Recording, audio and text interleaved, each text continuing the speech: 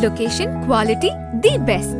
Price, lowest. Stepstone presenting luxury 2 BHK Thinnai apartment, just 69 lakhs. Near Porur Kattupakam. Audi offer registration free. இந்த பட்ஜெட்ல நம்ம போரூர்ல சான்ஸே இல்ல. அதிமுகவை பார்த்த வரைக்கும் பார்த்தீங்கன்னா உங்களுக்கு நிர்வாகிகளாக இருக்காங்களே தவிர இன்னும் தலைவர்கள் அப்படின்னு சொல்கிற மாதிரி இல்லை. திமுகவை பொறுத்த வரைக்கும் என்ன ப்ளஸ் அப்படின்னு பார்க்கும்போது இந்த கட்சி ரீதியான பலம் அப்படிங்கிறது பார்த்திங்கன்னா அவங்களுக்கு தொடர்ந்து இருந்துக்கிட்டு இருக்குது. அது வந்து ஒரு பெரிய பலமாக எடுத்துக்கலாம். அப்போ பிரச்சாரம் அப்படின்னு பார்க்கும்போது எதை வச்சு நீங்கள் பிரச்சாரம் பண்ணுறீங்க அப்படின்னு முதல்ல எடுக்கணும். திமுகவை பொறுத்த வரையில் வந்து பார்த்திங்கன்னா நிறைய பலவீனம் இருக்குது. சமீபத்தில் பார்த்திங்கன்னா இந்த காவல்துறை சட்டம் ஒழுங்கு சம்மந்தப்பட்ட விஷயங்களை நம்ம தொடர்ந்து பார்த்துக்கிட்டு வந்துட்டுருக்கோம். ஒரு இயக்கத்திலேருந்து மற்ற இயக்கத்துக்கு போகும்போது பார்த்திங்கன்னா தொண்டர்கள் ஆதரவுள்ள பலமுள்ள தலைவர்கள் அங்கே போகும்போது வந்து அவர்களுக்கு அந்த கட்சியில் ஒரு முக்கியத்துவம் கிடைக்கும். இந்த கட்சியில் முக்கியத்துவம் இல்லை, இங்கேருந்து பிரயோஜனம் இல்லை அப்படின்னு சொல்லிட்டு இன்னொரு இயக்கத்துக்கு போகும்போது அந்த இயக்கத்தில் மரியாதை கிடைக்கிறது ரொம்ப கஷ்டம். அப்போ திமுகவிலேருந்து போகிறதுக்கு நிறைய பேர் காத்துக்கிட்டு இருக்காங்க. இப்போ செந்தில் பாலாஜியை தான் நம்ம பார்த்தோம். செந்தில் பாலாஜி தான் உண்மையில் எல்லா அமைச்சரும் விட ரொம்ப பவர்ஃபுல்லாக இருந்த அமைச்சர். இன்னமும் அவர் பவர்ஃபுல்லாக தான் இருக்கார். அமைச்சராக இல்லையே தவிர இயக்கத்தில் ரொம்ப பவர்ஃபுல்லாக தான் இருக்கார். அதே போல் ரகுபதி, நீங்கள் இப்போ இந்த சேலத்தில் பார்த்தீங்கன்னா செல்வ கணபதி. அதாவது திமுகவால் வந்து யாராலையுமே வந்து ஒரு இயக்கத்தை வளர்க்க முடியாது, அதிமுகவுக்கு ஈடு கொடுத்து இயக்கத்தை வளர்க்க முடியாது அப்படிங்கிற நம்பிக்கை திமுக தலைமைக்கே வந்துருச்சு. ஸ்டாலின் அந்த கலைஞர் குடும்பத்தை சேர்ந்தவர்களை நீங்கள் வந்து தலைமை பதவியை விட்டு போயிட்டாங்கன்னா அது முழுக்க முழுக்க அதிமுகவாக தான் இருக்கும். அன்வர் ராஜா வந்து ரொம்ப முக்கியமானவர் சமூக ரீதியாக பார்த்தாலும் சரி. அது ஏன் சார் எடப்பாடி அவர்களுக்கு வந்து புரியல?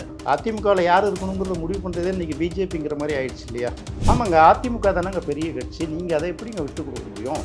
யானை படுத்தாலும் குதிரை மட்டும் தானே. அதிமுக தானே ஓட் பேங்க் உள்ள இயக்கம். அப்போ அவங்க வந்து விஜயோட கூட்டணி வச்சுக்கிறாங்கன்னா இப்போ முதலமைச்சர் யாருங்கிற ஒரு விஷயத்த சொல்லணும். ஃபஸ்ட் கூட்டணி ஆட்சிக்கு ஒத்துக்கிட்டாலும் அது வந்து அதிமுகவுக்கு அது ஒரு பெரிய பலவீனம் தானே.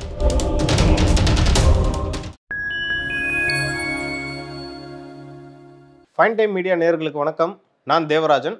இன்று நம்மோடு இணைந்திருப்பவர் மூத்த பத்திரிகையாளர் திரு ராஜேந்திரன் அவர்கள். வாருங்கள், அவரிடம் பல்வேறு அரசியல் சார்ந்த கேள்விகளை முன்வைக்கலாம். வணக்கம் சார். வணக்கம். அரசியலில் தினம் தினம் பரபரப்பாக பல்வேறு நிகழ்வுகள் நடந்துக்கிட்டே இருக்குது. அதில் ரொம்ப முக்கியமாக பார்த்தீங்கன்னா எலெக்ஷன் வந்து நெருங்கிக்கிட்டே வருது. ஒரு 6 மாதம் தான் இருக்குது. இந்த சூழ்நிலையில் வந்து யார் வந்து முன்னிலையில் இருக்கான்னு நினைக்கிறீங்க? ஏன்னா ஒரு பக்கம் திமுக வந்து ஓரணியில் தமிழ்நாடு, அதிமுக வந்து மக்களை காப்போம், தமிழகத்தை மீட்போம் அப்படின்ற ஒரு டைட்டிலில் பிரச்சாரம் பண்ணிகிட்டு இருக்காங்க. அதே மாதிரி தேமுதிகவும் ஆரம்பிச்சிட்டாங்க, பாமகவும் ஆரம்பிச்சிட்டாங்க. இல்லை, யார் சார் முன்னிலையில் இருக்கா? தேர்தல் பிரச்சாரம் அப்படின்னு சொல்லும்போது பார்த்தீங்கன்னா 2-3 விஷயங்களை நம்ம எடுத்து பார்த்துக்கணும். மக்களை சந்தித்து திரும்ப திரும்ப ஞாபகப்படுத்துறது ஒரு பிரச்சாரம். யாரையாவது ஒருத்தங்களை முன்னிலைப்படுத்துறதுக்காக செய்ய வேண்டிய பிரச்சாரம். அப்படி பார்க்கும்போது ஆளுங்கட்சி வந்து கொஞ்சம் வலிமையாக இருக்கிற மாதிரி தெரியுது. ஏன்னா கூட்டணிகள் வந்து இப்போ நீங்கள் சீமானுடைய நாம் தமிழர் கட்சி கூட எல்லாத்தையும் இவங்கெல்லாம் கம்பிடும்போது அவங்களும் பிரச்சாரத்தில் முன்னணியில் தானே இருக்காங்க. அதையும் நம்ம சொல்லி தானே ஆகணும். அப்போ எப்படின்னா உங்களுக்கு ஆளுங்கட்சிங்கிறது ஆட்டோமேட்டிக்காக பார்த்தீங்கன்னா அந்த அரசு எந்திரங்கள் நேரடியாக இறங்கலைனாலும் கொஞ்சம் பின்தங்கிய உரையில் அவங்களுக்கு பின்னாடி இருந்து ஆப்ரேட் பண்ணுறதுக்கு ஹெல்ப் பண்ணிட்டு இருப்பாங்கல்ல. அப்படி பார்க்கும்போது திமுக தான் முன்னணியில் இருக்குது. ரெண்டாவது ஆர்கனைசேஷன் பவர் அப்படின்னு சொல்லுவாங்க இல்லையா? அதிமுகவை பார்த்த வரைக்கும் பார்த்தீங்கன்னா உங்களுக்கு நிர்வாகிகளாக இருக்காங்களே தவிர இன்னும் தலைவர்கள் அப்படின்னு சொல்கிற மாதிரி இல்லை. திமுகவில் வந்து கலைஞருக்கு பிறகு இப்போ ஸ்டாலினுங்கிறது அப்போலேருந்து உருவாக்கி கொண்டு வந்துட்டாங்க. அதிமுகவில் உங்களுக்கு அந்த மாதிரி வந்து ஒரு கேரிஸ்மேட்டிக் லீடர் அப்படிங்கிறது சொல்கிற மாதிரி இல்லை. ஜெயலலிதாங்கிறது ஒரு பவர் இல்லையா? எம்ஜிஆருங்கிறது ஒரு பவர் இல்லையா? அப்போ இவங்க எல்லாமே பார்த்தீங்கன்னா ஒரு பக்கம் வந்து அதிமுகவுக்கு பொறுப்பேற்பது யார் அப்படிங்கிற போராட்டமே அவங்களுக்குள்ளே ஓடிட்டுருக்கு. அடுத்தது அதிமுக சுதந்திரமாக செயல்படுறது அப்படின்னு ஒன்று இருக்குல்ல. இப்போ நீங்கள் பார்த்தீங்கன்னா ஒரு தனி மனிதர்களுக்கும் ஒரு இறையாண்மை இருக்குது, ஒரு கட்சிகளுக்கும் இறையாண்மை இருக்குது, ஒரு நாட்டுக்கும் ஒரு இறையாண்மை இருக்குது. நீங்கள் வந்து உங்களுடைய குடும்பத்துக்கு தேவையான முடிவுகளில் நீங்கள் எடுத்தீங்கன்னா தான் உங்களுக்கு அந்த பவர் இருக்குன்றது தான். இன்றைக்கி அதிமுகவை தீர்மானிக்கிறது யார் அப்படிங்கிறது வந்து ரொம்ப பிரச்சனையில் ஓடிக்கிட்டு இருக்குது. பிஜேபி கட்டுப்பாட்டில் இருக்கா அப்படின்னு. அடுத்தது வந்து பார்த்திங்கன்னா டிடிவி தினகரன், ஓபிஎஸ், சசிகலா இவங்கக்குள்ளே என்ன தான் பிரச்சனை இருந்தால் கூட எடப்பாடி பக்கம் வந்து கிட்டத்தட்ட மேஜர் தொண்டர்கள் நிர்வாகிகள்லாம் இருந்தால் கூட சுதந்திரமாக செயல்படுத்த முடியாத அளவுக்கு லோக்கல் லீடர்ஸும்பாங்கள்ல, வேலுமணி ஒரு சிக்கல் ஆரம்பிக்கலாம், செங்கோட்டையன் ஒரு சிக்கல் ஆரம்பிக்கலாம், இன்னும் அடுத்தடுத்து யார் யார் இந்த சிக்கலை கொண்டு வருவாங்கங்கிறது தெரியாதுல்ல. அந்த மாதிரி ஒரு நெருக்கடி இருக்குது. திமுகவை பொறுத்த வரைக்கும் என்ன ப்ளஸ் அப்படின்னு பார்க்கும்போது இந்த கட்சி ரீதியான பலம் அப்படிங்கிறது பார்த்திங்கன்னா அவங்களுக்கு தொடர்ந்து இருந்துக்கிட்டு இருக்குது. அது வந்து ஒரு பெரிய பலமாக எடுத்துக்கலாம். அப்போ பிரச்சாரம் அப்படின்னு பார்க்கும்போது எதை வச்சு நீங்கள் பிரச்சாரம் பண்ணுறீங்க அப்படின்னு முதல்ல எடுக்கணும். திமுகவை பொறுத்த வரையில் வந்து பார்த்திங்கன்னா நிறைய பலவீனம் இருக்குது. சமீபத்தில் பார்த்திங்கன்னா இந்த காவல்துறை சட்டம் ஒழுங்கு சம்மந்தப்பட்ட விஷயங்களை நம்ம தொடர்ந்து பார்த்துக்கிட்டு வந்துட்ருக்கோம். நீதிமன்றத்தில் என்ன சொன்னார் ஜட்ஜ்? தமிழ் குடிமகன் ஒரு குடிமகனை வந்து அரசே வந்து கொலை செய்துள்ளது மாதிரி வந்திருக்குல்ல, இதை விட ரொம்ப வந்து கவலை தரக்கூடிய ஒரு விஷயம். ஒரு ஆட்சிக்கு வந்து ஒரு நீதிமன்றம் கொடுத்த சர்டிஃபிகேட் இதுதான். ஆனால் என்னன்னா, எல்லா துறைகளிலுமே நெருக்கடிகள் அதிகமாக இருந்த சமீபத்தில் நடந்த கூட இந்த தூய்மை பணியாளர்கள் போராட்டம், இது எல்லாத்தையுமே படுத்து பார்த்தீங்கன்னா எல்லா வகையிலும் வந்து திமுகவுக்கு பல நேரங்களில் பின்னடைவு இருக்குது. அண்மையில் நடைபெற்ற அந்த ஐடி ரைடு, இப்போ ஐ பெரியசாமியோட வீடுகள், அலுவலகங்களில் அவருடைய மகன், இதெல்லாம் நடந்த ஒரு ரைடெல்லாம் பார்க்கும்போது பல நேரங்களில் வந்து திமுகவுக்கு பின்னடைவாக தான் நம்ம பார்க்கப்படுது. அப்படின்ற பிரச்சாரம் அப்படிங்கிறதே வந்து இன்னும் முடிவுக்கு வரலை. ஏன் முடிவுக்கு வரலன்னு கேட்டிங்கன்னா, கூட்டணிகள் இதுவரைக்கும் இன்னும் இறுதி செய்யப்படலைங்கிறது ரொம்ப முக்கியமாக பார்க்க வேண்டியிருக்கு. திமுக கூட்டணி மேலோட்டமாக பார்க்கும்போது ரொம்ப பலமாக இருக்கிற மாதிரி தெரிந்தாலும் அந்த கூட்டணி கட்சிகள்லாம் அதை விட்டு இன்னும் விலகி போகாது அப்படிங்கிறத உறுதியாக சொல்லத்துக்க சூழ்நிலை இப்போதைக்கு இல்லை. அதனால் அவங்கவுங்க அவங்களுடைய சாதனைகளை சொல்லலாம். ஒரு எதிர்க்கட்சி அப்படிங்கிற முறையில் வந்து அதிமுக வந்து நல்லா செயல்பட்டால், ஏன்னா கண்டிப்பாக எதிர்க்கட்சிங்கிறது ஒன்றும் வேணும். அந்த எதிர்க்கட்சி நன்றாக செயல்பட்டால் திமுகவை எதிர்த்து அழகாக பண்ண முடியும். ஆனால் அவங்க அந்த அளவுக்கு பெரிய அளவுக்கு பண்ணுற மாதிரியும் தெரியல. இப்போதான் வந்து எடப்பாடி வந்து பார்த்திங்கன்னா சுற்றுப்பயணத்தை ஆரம்பித்து பேசிகிட்டு இருக்காரு. அடுத்தது வந்து பார்க்கும்போது திமுக தரப்பில் பார்த்திங்கன்னா அவங்க எதை முன் வச்சு பிரச்சாரத்தை எடுத்துகிட்டு போகிறாங்க. ஓரணியில் தமிழகம் அப்படின்னு சொல்கிறீங்க. கடந்த தேர்தலில் வந்து உதயநிதி என்ன பிரச்சாரத்தை முன் வச்சார்? நீட் தேர்வு தானே முன் வச்சு பண்ணார். செங்கல் எய்ம்ஸ் ஹாஸ்பிட்டல் செங்கல் காமிச்சார். அனிதாவோட நீட்டை காட்டி அந்த நீட் தேர்வு வந்து ரத்து செய்யணுங்கிறதுக்கு என்ன ரகசியம் அப்படிலாம் சொன்னார் இல்லையா? இப்போ இது வந்து இந்த தேர்தலில் கடுமையாக எதிரொலிக்குமா வெளியிருக்கிறதா? அப்போ அங்கே பார்க்கணும். அதாவது இப்போ எல்லா கட்சிகளுமே பார்த்தீங்கன்னா டயர்ட் ஆர்மின்னு சொல்லுவாங்க. போர் முடிச்சுட்டு அது திரும்பி வரக்கூடிய இராணுவம் வந்து எந்த அளவுக்கு பலமாக இருக்கும், சோர்ந்து போய் வரும் இல்லையா? அந்த நிலவரத்தில் தான் இன்றைக்கி எல்லா கட்சியுமே இருக்குது. அதிமுகவும் அப்படி தான் இருக்குது, திமுகவும் அப்படி தான் இருக்குது. சின்ன சின்ன கட்சிகள்லாம் இந்த அப்பா புள்ள பிரச்சனை, அண்ணன் தம்பி பிரச்சனைகள்லாம் ரொம்ப கடுமையாக பாதிக்கப்பட்டிருக்கிற ஒரு சூழ்நிலையில் யாருமே இப்போ வந்து இல்லை. எல்லாருமே சோஷியல் மீடியாவில் தான் முன்னணியில் இருக்காங்களே தவிர களத்தில் வந்து யாருமே முன்னணியிலங்கிறது தான் இன்னைக்குள்ள யதார்த்தமான உண்மை. 2 நாட்களுக்கு முன்பு ஒன்றிய இணையமைச்சர் எல் முருகன் வந்து என்ன சொல்லியிருக்காருன்னா, திமுகலேருந்து ஒரு முக்கிய தலைவர் வந்து பாஜகவில் இணைய போகிறதா ஒன்று சொன்னார். அது வந்து திமுக வட்டாரத்தில் வந்து ஒரு பெரிய ஒரு யாராக இருக்கும் அப்படின்ற மாதிரிலாம் ஒரு சலசலப்பு ஏற்படுத்தி. இதுக்கு முன்னாடி 2 பேர் இணைஞ்சிருக்காங்க சார். கேபி ராமலிங்கம் இணைஞ்சிருக்காரு, அப்புறம் விபி துரைசாமி இணைஞ்சிருக்காரு. அந்த வகையில் யாராக இருக்கலாம் சார்? இல்லை, அது வந்து யூகங்களுக்கெல்லாம் நம்ம பதில் சொல்ல முடியாது. அரசியலில் பார்த்தீங்கன்னா கடைசி நேரத்தில் எல்லாமே மாறும். தமிழக பாரதிய ஜனதா கட்சிக்கு அண்ணாமலைன்னு ஒரு தலைவர் வருவார்னு யாராவது எதிர்பார்த்தோமா? ஏன் எல் முருகனே தலைவர் ஆவார்னு யாராவது எதிர்பார்த்தோமா? அதுபோல் கடைசி சூழ்நிலைகளில் எல்லாம் மாறும். ஏற்கனவே கேபி ராமலிங்கம் வந்து பார்த்திங்கன்னா நீங்கள் பேசிகிட்டு இருக்கும்போது சொன்னது தான். அவர் ஏற்கனவே எம்பியாக இருந்தவர். அவருக்கு எங்கே சிக்கல் ஆரம்பிக்குதுங்கும்போது அழகிரிக்கும் ஸ்டாலினுக்கும் இடையில பிரச்சனை வரும்போது அவர் அழகிரி பக்கம் உறுதியாக நின்றுட்டார். அதுக்கப்புறம் அவருக்கு வாய்ப்பு இல்லாத போகும்போது உள்கட்சியில் சில நேரங்களில் வந்து பாதிப்புகளை ஏற்படும் போது அவங்க என்ன பண்ணுவாங்கன்னா அவங்களோட இருப்பை காமிக்கணும் அப்படிங்கிற ஒரே காரணத்தினால இன்னொரு இயக்கத்துக்கு போகிறாங்க. அப்படி போனது தான் அவர் வந்து பிஜேபி போனது. அதே போல் விபி துரைசாமி அவர் துணை பொதுச் செயலாளர் ரேஞ்சுக்கு இருந்தார் இல்லையா? அப்போ அவரும் பார்த்தீங்கன்னா அவரும் அந்த இயக்கத்துக்கு போயிட்டார். இப்போ யாருமே பார்த்தீங்கன்னா வலிமையாக இல்லையே. ஒரு இயக்கத்துலேருந்து மற்ற இயக்கத்துக்கு போகும்போது பார்த்தீங்கன்னா தொண்டர்கள் ஆதரவுள்ள பலமுள்ள தலைவர்கள் அங்கே போகும்போது வந்து அவர்களுக்கு அந்த கட்சியில் ஒரு முக்கியத்துவம் கிடைக்கும். இந்த கட்சியில் முக்கியத்துவம் இல்லை, இங்கேருந்து பிரயோஜனம் இல்லை அப்படின்னு சொல்லிட்டு இன்னொரு இயக்கத்துக்கு போகும்போது அந்த இயக்கத்தில் மரியாதை கிடைக்கிறது ரொம்ப கஷ்டம். அப்போ திமுகவிலேருந்து போகிறதுக்கு நிறைய பேர் காத்துக்கிட்டு இருக்காங்க. இப்போ நீங்கள் அண்மையில் பார்த்தீங்கன்னா பொன்முடியை வந்து அமைச்சர் பதவியை விட்டு எடுத்துட்டாங்க, மாவட்ட செயலாளர் பொறுப்பையும் விட்டு எடுத்துட்டாங்கல்ல. இந்த மாதிரி எதுவுமே இல்லாதவர்கள் என்ன நினைக்கலாம், ஒரு சமயம் வழக்குகளுக்கு பயப்படலாம் இல்லையா? நான் வந்து பொன்முடிங்கிறது குறியீடாக தான் சொல்கிறேன், அவர் போகிறாருன்னு நான் சொல்லலை, அதையும் நான் சொல்லிடுறேன்.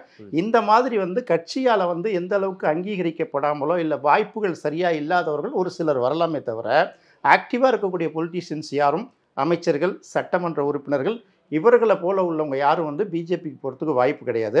இப்போ நீங்கள் அவ்வளோ தூரம் பேசிக்கிட்டு மைத்ரேயன் இங்கே இயக்கத்தை சேர்ந்தவர், ஆர்எஸ்எஸ் இயக்கத்தை சேர்ந்தவர் தானே, அதுக்கப்புறம் பிஜேபிக்கு வந்தவர் தானே, திமுகவோட கூட்டணி வச்சது பிடிக்காம தானே அவர் அதிமுகவுக்கே போனார்.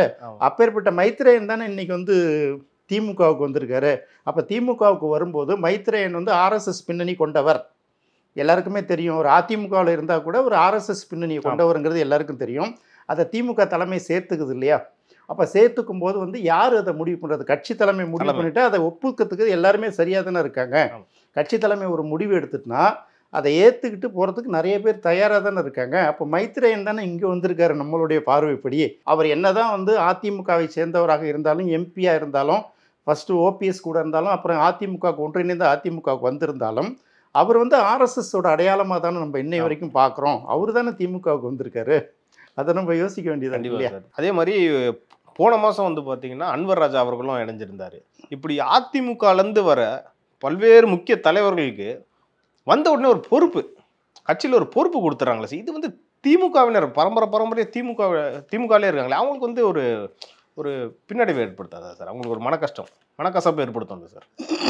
அது எப்படி சார் தலைமை ஹேண்டில் பண்ணும்? இல்லை, நீங்கள் திமுகவோட இப்போ சமீப காலத்து வரலாறு திமுக அதிமுகவில் இருக்கிறவங்க வந்து திமுகவுக்கு போவாங்க, திமுகவில் இருக்கிறவங்க அதிமுகவுக்கு போவாங்க. அது வந்து பார்த்தீங்கன்னா ஒரு பேட்டர்னில் அப்படி கொஞ்சம் கொஞ்சமாக நடந்துகிட்டு இருக்கும் வருஷமாக. அது அப்பப்போ. ஆனால் இப்போ நீங்கள் திமுகவை பார்த்தீங்கன்னா ஒரு 4-5 தலைவர்கள் நீக்கிட்டு பார்த்தீங்கன்னா இப்போதைக்கு உள்ளது மாவட்ட செயலாளர்கள் எடுத்துக்கோங்க, அமைச்சர்களை எடுத்துக்கோங்க. இப்போ சென்னையில் எடுத்தீங்கன்னா யார் ரொம்ப பவர்ஃபுல் மினிஸ்டர்? சேகர் பாபு. அவர் எங்கேருந்து வந்தார்? அதிமுகலேருந்து வந்தார். அப்படியே போங்க அந்த பக்கம் திருவண்ணாமலை, வேலூர் மாவட்டங்களில் செல்வாக்குள்ள அமைச்சர் யார் பார்த்தீங்கன்னா ஏவா வேலு தான். அப்புறம் இப்போ கரூரில் செந்தில் பாலாஜி. இப்போ செந்தில் பாலாஜியை தான் நம்ம பார்த்தோம். செந்தில் பாலாஜி தான் உண்மையில் எல்லா அமைச்சர்களும் ரொம்ப பவர்ஃபுல்லாக இருந்த அமைச்சர். இன்னமும் அவர் பவர்ஃபுல்லாக தான் இருக்கார், அமைச்சராக இல்லையே தவிர இயக்கத்தில் ரொம்ப பவர்ஃபுல்லாக தான் இருக்கார். அதே போல் ரகுபதி. நீங்கள் இப்போ இந்த சேலத்தில் பார்த்தீங்கன்னா செல்வ கணபதி. அதாவது திமுகவால் வந்து யாராலையுமே வந்து ஒரு இயக்கத்தை வளர்க்க முடியாது, அதிமுகவுக்கு ஈடு கொடுத்து இயக்கத்தை வளர்க்க முடியாது அப்படிங்கிற நம்பிக்கை திமுக தலைமைக்கே வந்துருச்சு. ஸோ அதனால தான் பார்த்தீங்கன்னா அதிமுகலேருந்து வர்றவங்களுக்கு எல்லாருக்குமே அவ்வளோ முக்கியத்துவம் கொடுக்குறது. நீங்கள் அது ஒன்று சொன்ன மாதிரி தான். இப்போ இந்த ஸ்டாலின் அந்த கலைஞர் குடும்பத்தை சேர்ந்தவர்களை நீங்கள் வந்து தலைமை பதவியை விட்டு போயிட்டாங்கன்னா அது முழுக்க அதிமுகவாக தான் இருக்கும். நீங்கள் திமுகவிலே இருக்கிற அமைச்சர்கள் சில பேர் இருக்காங்களா, துரைமுருகன் போன்றவர்கள்லாம் இன்னும் தானே இருக்காங்க. யாருக்கு முக்கியத்துவம் கொடுக்குறாங்க அப்படின்னு பாருங்களேன். நீங்கள் செந்தில் பாலாஜிக்கு கிடைச்ச முக்கியத்துவம் மற்ற அமைச்சர்களுக்கு கிடைச்சிருக்குமா? இல்லை. அப்போ அது கிட்டத்தட்ட பார்த்தீங்கன்னா ஒரு கட்டத்துக்கு அப்புறம் அதுவும் வந்து என்ன சொல்கிறது, பெயரளவுக்கு வந்து திமுகவாக இருந்தாலும் அது ஆதிக்கம் செலுத்துறது பூரா அதிமுக, பழைய அதிமுகக்காரராக தான் இருப்பாங்க. அதனால தான் என்னென்னா வர்றவர்களுக்கு எதுக்கு பொறுப்பு கொடுக்குறது அப்படின்னு பார்த்தீங்கன்னா, இப்போ அவரை பொறுத்த வரைக்கும் வந்து அவர் இஸ்லாமிய சமூகத்தை சேர்ந்தவர். அவரால் வந்து பாரதிய ஜனதாவோட அந்த கூட்டணி எப்படி ஏற்றுக்க முடியாது. அவரால் மட்டுமில்லை, ஏன்னா அது வந்து அவங்கள நம்ம தவறுன்னு சொல்ல முடியாது. அவருடைய ஆதரவாளர்கள் அவர் அந்த இதுலேருந்து தானே வளர்ந்து இருந்திருக்காரு. அப்போ ஜெயலலிதா இருந்த வரைக்கும் அது சரியாக தான் இருந்துச்சு. ஏன்னா பிஜேபியோட அவங்க அமைச்ச கூட்டணி வந்து ஒரு தேர்தல் கூட்டணி தான். இங்கே இன்னைக்கு அதிமுக இருக்கக்கூடிய கட்டாயத்தை பார்க்கும்போது அதிமுக வந்து தனித்தன்மையோட இறையாண்மையோட இயங்குதாங்கிறது சந்தேகமாக போச்சு. இப்போ பிஜேபியோட கட்டுப்பாடுன்னு வரும்போது அவருடைய அரசியல் எதிர்காலம்னு ஒன்று இருக்குல்ல, அவருக்கு வந்து அங்கே போகிறது தான் சரியாக இருக்கும். அப்போ வந்து அவங்கள பொறுத்தவரை என்ன பார்ப்பாங்கன்னா, பிஜேபி எதிர்ப்பணியில் இருக்கிறது அவங்களுக்கு சேஃப்டி, அவங்க அரசியலுக்கு சேஃப்டின்னு போகிறாங்க. ஸோ இப்படி வரும்போது சிறுபான்மையினர் வாக்குகள் வந்து உங்களுக்கு பெரும்பான்மை மேக்சிமம் சாலிடாக கிடைச்சிரும். நீங்கள் இந்து வாக்குகள் என்ன தான் இந்துன்னு சொன்னால் கூட இந்துக்களுடைய வாக்குகள் வந்து சாதி ரீதியாக பிரியறதுக்கான தன்மை கொண்டது. ஒரே பெரும்பான்மை சமூகத்திலேருந்து 2 கேண்டிடேட்டும் வெவ்வேறு கட்சியில் நின்னாங்கன்னு வச்சுக்கோங்களேன், அப்போ டபுளாக போய்டும். இந்த பக்கம் பாதி அந்த பக்கம் பாதி பிரிச்சிடும். அனைத்து பேருமே சாதி பார்த்து ஓட்டு போடுறாங்களான்னு நம்ம உறுதியாக சொல்ல முடியாது. ஆனால் சிறுபான்மையினரோட வாக்குகள் பார்த்தீங்கன்னா கிட்டத்தட்ட 90% சாலிடாக விழும். அது வந்து வெற்றியை தீர்மானிக்கும். அப்போ ராமநாதபுரம் பகுதியில் அந்த தென் மாவட்ட பகுதிகளில் பார்க்கும்போது இஸ்லாமியர்களோட வாக்கு வந்து சாலிடாக வாங்கணுங்கிறதுக்கு அவருடைய இப்போது அன்வர் ராஜாவோட வருகை வந்து திமுகவுக்கு ஒரு பலமாக தான் இருக்கும். அப்படி தான் நம்ம அதுக்காக அவருக்கு ஒரு பொறுப்பு கொடுக்குறாங்க. அவர் சொல்ல முடியும் திமுகவுக்கு போய் சும்மா தானே இருக்குது அப்படின்னு யாரும் கேட்டுறக்கூடாதுல்ல. அவருக்கு ஒரு பொறுப்பு கொடுத்துட்டா நான் இந்த பொறுப்பில் இருக்கேன்னு சொல்ல முடியும்ல, அதுக்காக கொடுக்குறது தான். இப்போ அன்வர் ராஜா வந்து ரொம்ப முக்கியமானவர், சமூக ரீதியாக பார்த்தாலும் சரி. அது ஏன் சார் எடப்பாடி அவர்களுக்கு வந்து புரியல? இல்லை, அவர் வந்து ஒரு பிஜேபி தலைமைக்கு ப்ரெஷர் கொடுத்துருக்கலாம். அது மாதிரி கொடுக்க முடியாத நிலவரம் தானே. அதிமுகவில் யார் இருக்கணுங்கிறத முடிவு பண்ணுறதே இன்றைக்கி பிஜேபிங்கிற மாதிரி ஆயிடுச்சு இல்லையா. அதாவது பார்த்தீங்கன்னா அவருக்கும் ஃப்ரீடமாக இயங்கணும், அன்வர் ராஜாவும் சுதந்திரமாக இயங்கணும், எடப்பாடியும் சுதந்திரமாக இயங்கணுங்கும் போது 2 பேரும் ஒரே இடத்துல இருக்கிறது சிறப்பு இல்லையே. இப்போ அவர் வந்து போன எலெக்ஷன் நம்ம கடந்த தேர்தலில் பார்த்தோம் இல்லையா. கடந்த தேர்தலில் வந்து பாரதிய ஜனதா கட்சியோட அதிமுக வந்து சேர்ந்து இல்லை, தனிச்சு தானே இயங்குச்சு நாடாளுமன்ற தேர்தலில். அப்போ வந்து சிறுபான்மையினருடைய வாக்குகள்லாம் அதிமுகவுக்கு கிடைச்சிருச்சா? யாரும் நம்ப மாட்டேன்ட்டாங்க இல்லையா. அப்போ திமுகவில் என்ன பிரச்சாரம் பண்ணாங்க, இது வந்து பிஜேபியும் அதிமுகவும் சேர்ந்து நடத்துகிற நாடகம், பின்னாடி பிஜேபியோட சேர்ந்துருந்தாங்கல்ல. அது நடந்துருச்சு இல்லையா. அப்போ வந்து அங்கே இருக்க முடியாதுங்கிற ஒரு சூழல் தானே பார்க்க வேண்டியதாக இருக்குது. ஸோ இப்போ எடப்பாடி சொன்னால் அவர் கட்டுப்படுவாரா, இல்லை அன்வர் ராஜாவுக்காக எடப்பாடி தன்னுடைய கொள்கையை மாற்றிக்க முடியுமா? எடப்பாடியை பொறுத்தவரையில் அதிமுக வந்து அவருடைய கட்டுப்பாட்டில் இருக்கணும், அவர் தான் பொதுச் செயலாளராக இருக்கணும். இன்னொரு தலைமை அங்கே வர்றதை அவரால் ஏற்றுக்க முடியாது இல்லையா. ஏன்னா இப்போ 4-5 வருஷமாக நம்ம தொடர்ந்து பார்த்துட்டோம். 4 வருஷம் முதலமைச்சராக பார்த்துட்டோம், அதுக்கப்புறம் இன்னொரு 4 வருஷம் படுத்து தேர்தல் வரப்போகுது. அப்போ தொடர்ச்சியாக 7-8 வருஷம் அதிமுக அவருடைய கட்டுப்பாட்டில் இருக்குங்கிறது உணர்ந்துட்டோம் இல்லையா. அப்போ திரும்ப ஒரு தனி மனிதர்களுக்காக ஒரு இயக்கம் மாற முடியாதே. அந்த இயக்கத்தோட இறையாண்மையை வலுப்படுத்தி அது தனிச்ச சுதந்திரமாக இயல்படும் போது தான், தனித்து சுதந்திரமாக செயல்படும் போது தான் அதை சரியாக எதிர்பார்க்க முடியுமே தவிர, அது வரைக்கும் பார்த்திங்கன்னா எடப்பாடியால் வந்து அன்வர் ராஜாவை சாட்டிஸ்ஃபை ஆக முடியாது. அன்வர் ராஜாவை சாட்டிஸ்ஃபை ஆகிறதுக்காக எடப்பாடி தன்னுடைய கொள்கையை மாற்றிக்கவும் முடியாது. அவங்களுக்கு இயக்கத்தை காப்பாற்றணும், அவ்வளோதான். அடுத்த எலெக்ஷனில் ஒரு மைனாரிட்டியாக ஒரு ஏடிஎம்கே கவர்மெண்ட் வருதுன்னே வச்சுக்கோங்க சார். சரி, ஓகே சார், மெஜாரிட்டின்னே வச்சுக்கோங்க சார். அதில் வந்து திரு அமித்ஷா வந்து நாங்களும் அதில் இடம்பெறுவோம்னு சொல்லியிருக்காங்க. ஆனால் எடப்பாடி அவர்கள் என்ன சொல்கிறாருன்னா, இது என்னதான் இருந்தாலும் அதிமுக ஆட்சி தான், நாங்கள் சொல்கிறது தான் கேட்கணுன்றாரு. இது எங்கே போய் சார் முடியும்? இல்லை, தமிழகத்தில் நீங்கள் தேர்தலை சந்திக்கணும்னா இதுவரை எம்ஜிஆர் வருகைக்கு பிறகு 1977க்கு பிறகு எம்ஜிஆர் ஏற்கனவே வந்துட்டால் கூட அதிமுகங்கிறது உதயமாகிறது 1972 தான். அதற்கு பிறகு பார்த்தீங்கன்னா ஒன்று திமுக தலைமையிலான அணி அல்லது அதிமுக தலைமையிலான அணி, 2 அணி தான். அதுக்கப்புறம் 3வது அணி, 4வது அணி, 5வது அணிலாம் வரும். எந்த அணியுமே வந்து தேரவே தேராது. நம்ம வந்து ரீசெண்டாக 2016 தேர்தலில் கூட பார்த்தோம்ல, மக்கள் நல கூட்டணி, அது யாரை யாரை பலி கொடுத்ததுங்கிறத நம்ம பார்த்துட்டோம் இல்லையா? அதனால அந்த மாதிரி அணிகளை வந்து மக்கள் வந்து இடம் கொடுக்க மாட்டாங்க. இங்கே பொறுத்தவரையும் பார்த்தீங்கன்னா திமுகவுக்கு ஈக்குவலாக அதிமுக வலிமையாக இருந்தது. 2வது அதிமுக வெற்றி பெறுவதற்கோ திமுக வெற்றி பெறுவதற்கோ அவங்க வந்து அவங்களுடைய ஆட்சி நல்லா இருக்குன்னு மக்கள் கொடுக்குற சான்றிதழால் அவங்க வெற்றி பெறுறதில்லை.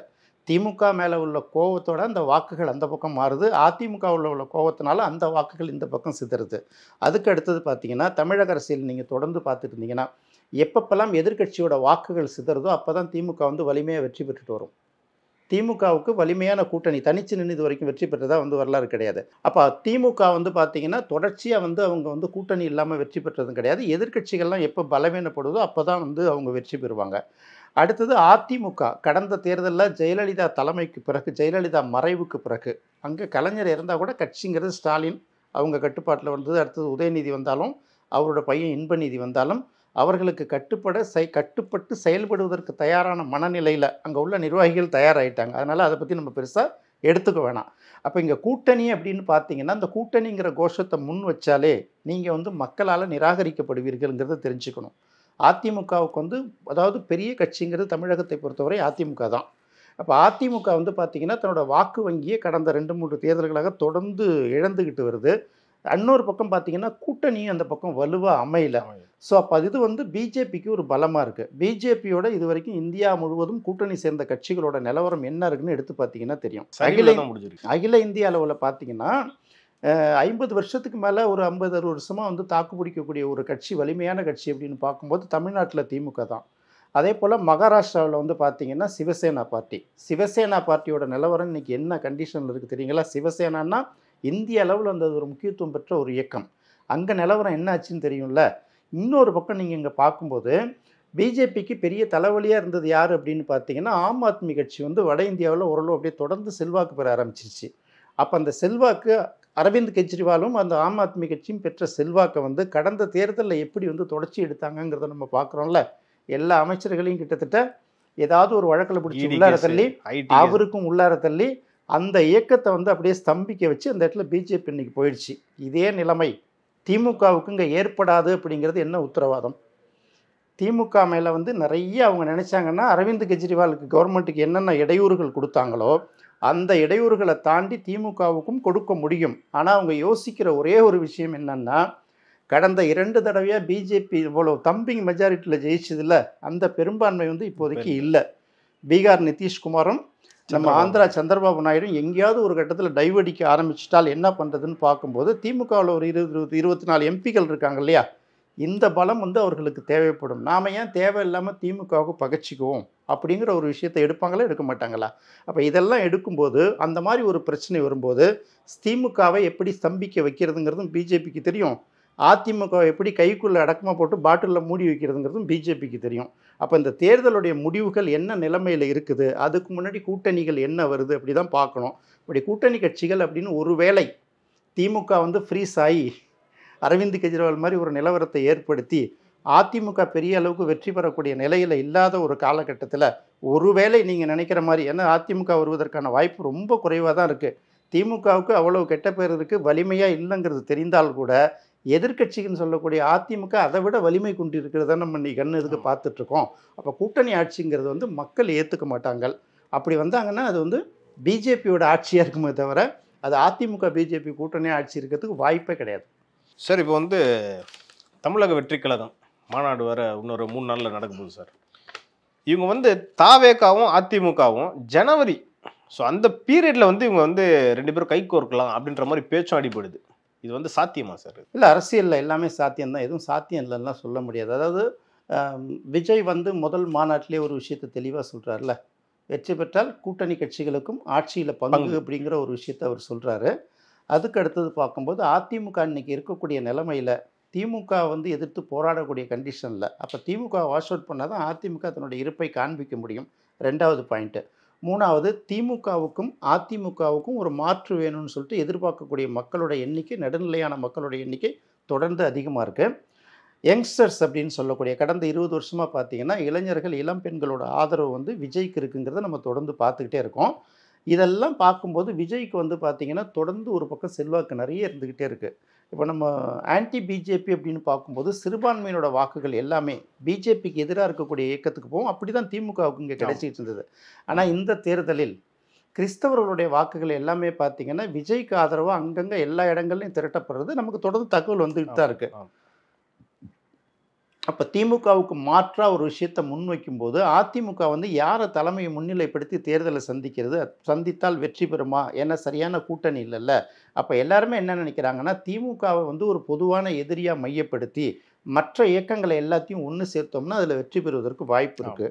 அப்படி பண்ணும்போது யார் இன்றைக்கி கவர்ச்சிகரமான தலைமை அப்படின்னு பார்க்கும்போது விஜய்க்கு இன்னும் பொது மேடைகள் எல்லாமே சரியாக பேச்சு வரல, இன்னும் செய்தியாளர்களை சந்திக்கலை, கேட்குற கேள்விகளுக்கு பதில் சொல்ல முடியலன்னா கூட அவர் வந்து கையை காட்டினா போதும், பின்னாடி கூட இருக்கக்கூடிய அனுபவம் நிறைந்த ஆட்கள்லாம் இருக்காங்கல்ல.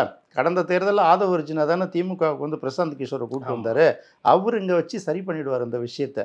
ஸோ அதனால் எடப்பாடியோட பையன் மிதுனும் பேசிகிட்டு இருக்காரு, ஓபிஎஸோட பையன் ரவீந்திரநாத்தும் வந்து பேசிகிட்டு இருக்காரு, நிறைய தலைவர்களோட பிள்ளைங்க எல்லாருமே அவங்களோட தான் பேசிகிட்டு இருக்காங்க. விஜயை பொறுத்த வரைக்கும் என்ன நினைக்கிறாருன்னா, முதல் மாநாட்டில் எல்லாரையும் ஒரு மிரட்டிட்டோம்ல, 2வது மதுரையில் நடக்கக்கூடிய மாநாட்டிலையும் மிகப்பெரிய அளவுக்கு மிரட்டிட்டு நாம் மேஜர் ஆட்களாக இருக்கும், நமக்கு தகுந்த மாதிரி ஒத்திசைவான கூட்டணி வந்தால் எடுத்துக்கலாம் அப்படிங்கிறது ஒரு பக்கம் இருக்குது. ஆனால் இன்னும் அரசியல் திறனாய்வாளர்கள் என்ன நெருக்கமானவர்கள் சொல்கிறாங்க அப்படின்னு கேட்டிங்கன்னா, வெற்றியோ தோல்வியோ விஜயோட செல்வாக்கு எவ்வளவு அப்படின்னு தெரிஞ்சுக்கிறதுக்கு அவங்க தனியாக நின்று தான் முதல் தேர்தலை பொறுத்த வரைக்கும். ஏன்னா எல்லாருமே அப்படி தான் நின்னாங்க, விஜயகாந்த் அப்படி தான் நின்னார். அப்போ அவருடைய வெற்றி தோல்வி என்ன, அவரோட வேல்யூ என்னன்னு தெரிஞ்சுக்கணும்ல. அப்போ அந்த ஓட் பேங்க் என்னன்னு காமிச்ச பிறகு அதுக்கப்புறம் தனியாக நின்னா சரிதான் அப்படிங்கிற மாதிரியும் பேச்சுவார்த்தை ஒரு பக்கம் போயிட்டுருக்கு. எப்படி பார்த்தாலும் அது வந்து ஒரு திமுகவுக்கு மாற்றான ஒரு இயக்கமாக தான் தமிழகத்தை பொறுத்த வரைக்கும் போயிட்டுருக்கு.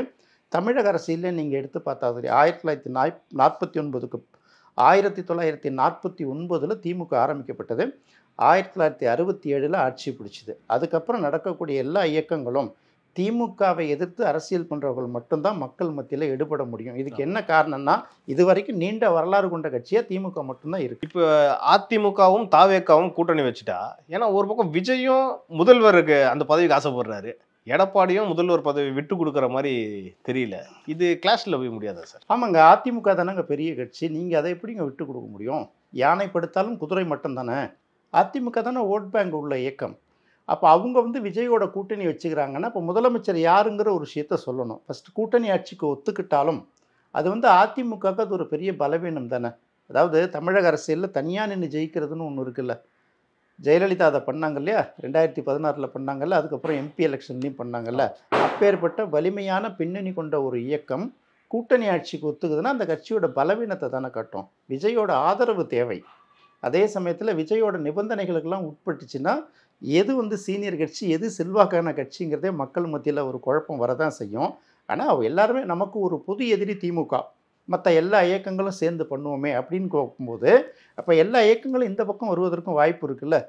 திமுக கூட்டணியில் இருக்கக்கூடிய சில கட்சிகள் கூட வரலாம், உறுதியாக சொல்ல முடியாது. அவங்கள இழுக்கிறதுக்கு அது ஒரு லாஜிக்காக பயன்படுத்தலாம் இல்லையா. அப்போ தான் எப்படி பார்த்தா கூட திமுக வந்து கூட்டணி ஆட்சிக்கு ஒத்துக்கிறதுங்கிறது அதோட வலிமையை குறைத்து மதிப்பிடும். அதிமுக தலைமையில் தான் கூட்டணி அமையணும், வலுவான கட்சிகள்லாம் கொண்டு வந்து சேர்க்கணுமே தவிர இவங்களே வந்து, அதாவது இவங்க வந்து விஜய் எப்படி இழுக்கிறாங்களா இல்லை விஜய் கூட இவங்க போகிறாங்களாங்கிறத நம்ம வந்து காலம் பொதுல் சொல்லணும் இல்லையா. ஏன்னா கிட்டத்தட்ட இன்னும் ஒரு 6-7 மாதத்துக்கு மேலே இருக்குது இல்லையா. இதெல்லாம் முடிஞ்சு தெளிவு பண்ணாது. அது வந்து எனக்கு ஒரு சரியாக கூட்டணிங்கிறது ஓகே, யார் முதலமைச்சர்னு ஒரு கேள்வி வரும்ல, யாருடைய தலைமையில்னு ஒரு கூட்டணி ஒரு கேள்வி வரும்ல. அப்போ புதுசாக ஆரம்பிச்சிருக்கக்கூடிய விஜய் வந்து அதிமுக கூட்டணியில் சேரணுங்கிற அவசியம் இல்லையே. அதிமுக தான் தன்னுடைய இருப்பையும் தன்னுடைய வலிமையும் காட்டிக்கொள்வதற்காக கூட்டணியை அமைக்க வேண்டிய கட்டாயமும் நிர்பந்தமும் அதிமுகவுக்கு தானே இருக்குது. ஆமா. அப்போ அது ரெண்டும் கூட்டணி ஆட்சி சேர்ந்துங்கிறது வந்து அவ்வளவா அது சாத்தியமாக தெரியல. இருந்தாலும் எடப்பாடி தன்னுடைய வலிமையை நிரூபிக்கணும், தன்னுடைய அரசியல் இருப்பை தக்க வச்சுக்கணும். திமுகவுக்கு எதிர்த்து அரசியல் பண்ணும்போது டெம்பரரி ஏற்பாடாக கூட்டணி கலந்து தேர்தலை சந்திக்கலாங்கிறதுக்கு ஒத்துக்கொள்வதற்கு வாய்ப்பு இருக்குது. ஆனால் பேரம் வந்து பெரிய அளவுக்கு ஒத்து போகுங்கிறத எதிர்பார்க்க முடியாது. இப்போ அதிமுகவும் பாஜகவும் கூட்டணியில் இருக்காங்க சார். அவங்களுக்கு நல்லா தெரியும் அதிமுக பாஜக கூட்டணியில் இருந்துச்சுன்னா அதிமுகவுக்கு எந்த வகையிலும் ப்ளஸ் பாயிண்ட் கிடையாது. இன்கேஸ் ஒரு ஸ்ட்ராட்டஜிக் மூவாக பாஜகவே விலகி போய் அவங்க வந்து தாவேகா கூட நாளைக்கு கூட்டணி வைக்கிறாங்க. ஏன்னா எல்லாருக்குமே பொது எதிரி வந்து திமுக தான். இவங்க நாளைக்கு ஆட்சிக்கு வந்ததுக்கப்புறம் பாஜக கண்டிப்பாக அதிமுக நெருக்கடி கொடுக்குமா சார்? கண்டிப்பாக கொடுக்கும். ஆட்சிக்கு வந்தாலும் கொடுக்கும், ஆட்சிக்கு வரலைன்னாலும். ஏன்னா அவங்களோட முதல் பாயிண்டே வந்து திமுகவை தடுக்கணும். அது எப்படி வந்தா என்ன? இல்லை, அப்படி கிடையாது. நீங்கள் திமுக தான் தடுக்கணும்னு பார்க்குறீங்க. அவங்களுக்கு வந்து திராவிட இயக்கங்களே கம்ப்ளீட்டாக அங்கே டெஸ்ட்ராய் பண்ணணுங்கிறது அவங்களோட பிளான், நீண்ட கால திட்டம். அதில் முதல்ல யார், இப்போ நம்ம வேட்டையாடும் போது விலங்குகள் வேட்டையாடுதுன்னா பலவீனமான விலங்குகளை சீக்கிரம் அடிச்சிட்டோம், பலமான விலங்குகளை கொஞ்சம் லேட்டாக தானே அடிச்சு ஆகணும். அப்போ அதுதான் அவங்க என்ன மாதிரியான ஸ்ட்ராட்டஜியை கையை வைக்கிறாங்கன்னு பார்க்குறோம். அப்போ எனக்கு என்ன பொறுத்தவரையும் அதிமுகவும் தாவேகாவும் கூட்டணி சேர்றதுங்கிறதே வந்து எந்த அளவுக்கு அதை ஏற்றுக்கிறது அப்படின்னு தெரியல. ஏன்னா அவர் வந்து தன்னுடைய பலத்தை நிரூபித்து காட்ட வேண்டிய கட்டாயத்தில் இருக்கார். அதிமுக வந்து யானை பலம் கொண்ட ஒரு இயக்கம். அவங்க போய் சின்ன இயக்கங்களோட சேரும்போது அப்போ அங்கே காம்ப்ரமைஸ் பண்ணும்போது அது ஒரு சிக்கலை கிரியேட் பண்ணும். உண்மையிலே நாளைக்கு வந்து இவங்க ரெண்டு பேரும் அதிமுகவும் தாவேகாவும் சேர்ந்து வெற்றி பெற்று கூட்டணி ஆட்சி அமைத்தால் பிஜேபியோட தலையீடு எப்படி இல்லாமல் இருக்கும்னு நினைக்கிறீங்க நீங்கள்? கண்டிப்பாக இருக்க தான் செய்யும். ஒருவேளை வந்து அவர்களே அந்த கூட்டணியை கூட ஏற்பாடு பண்ணலாம் இல்லையா? இப்போ அதிமுக பாஜக இருக்கிறதுனால தானே உங்களுக்கு கொள்கை ரீதியாக தமிழக மக்கள் ஒத்துக்க மாட்டேங்கிறாங்க. எங்களுக்கு தேவையும் திமுக தானே மைய எதிரி, நீங்கள் ரெண்டு பேரும் சேர்ந்து நில்லுங்க, நாங்கள் ஒரு பக்கமாக வழக்கம் போல் உங்களை விமர்சனம் பண்ணுறோன்னு பண்ணலாம் இல்லையா? எப்படி இருந்தாலும் எல்லாத்துலேயுமே பிஜேபியோட தலையீடு இது மட்டும் மறுக்க முடியாது. ஆனால் இது தாவேகாவுக்கும் தெரியும். ஏன் கண்டிப்பாக தெரியாமல் இப்படி இருக்கும்? தாவேகாவும் அவங்களுடைய சப்போர்ட்டில் அவங்களுடைய ஆதரவில் செயல்படலாம் இல்லையா? நிறைய பேருக்கு பார்த்தீங்கன்னா இப்போ இங்கே அரசியல் பண்ணும்போதே பார்த்தீங்கன்னா, இப்போ நான் உங்கள் மேலே ஒரு விமர்சனம் வச்சேன்னா எனக்கு நீங்கள் பதில் சொல்கிறத விட்டுட்டு நீங்கள் பி டீம் நீங்கள் சி டீம் தானே சொல்லிகிட்டு இருக்கோம். ஒன்று இங்கேவா அல்லது அங்கே போங்கிறதெல்லாம் எப்படி ஏற்றுக்க முடியும்? இப்படி தான் அங்கே அரசியலே போயிட்டுருக்குது. தனிப்பட்ட முறையில் ஒரு வரார். ஏன்னா விஜயை பொறுத்த வரையில் நாம் வந்து அவர் பெரிய அரசியல் சித்தாந்தம்லாம் அந்த இடத்துல நம்ம பெருசாக எதிர்பார்க்க முடியாது. ஆனால் மக்கள் அதை எதிர்பார்க்கலைங்கிறத நம்ம தெரிஞ்சுக்கிட்டோம். ஏன்னா அதிமுக அரசியலேருந்து நம்ம அதை பார்த்துக்கிட்டு வரோம். அப்போ ஒரு மாற்று சிந்தனையாளர்கள் வந்து ஒரு தடவை மாற்றி போடலாமேன்னு யோசிப்பாங்கள்ல. விஜயகாந்துக்கு போட்டவர்கள்ல, அப்போ விஜய்க்கு அதை விட அதிகமாக போடுறதுக்கு வாய்ப்பு இருக்கு இல்லையா? இதை தான் நாம் அந்த இடத்துல யோசிக்கிறோம். இது வந்து பிரச்சாரங்கள், கூட்டணி, இது குறித்து நம்ம டீட்டெயிலாக நிறையா பேசணும். இது குறித்து அடுத்து வரும் நிகழ்ச்சிகளில் மேலும் நிறைய விவாதிக்கலாம், பேசலாம் சார். நன்றி சார். நன்றி.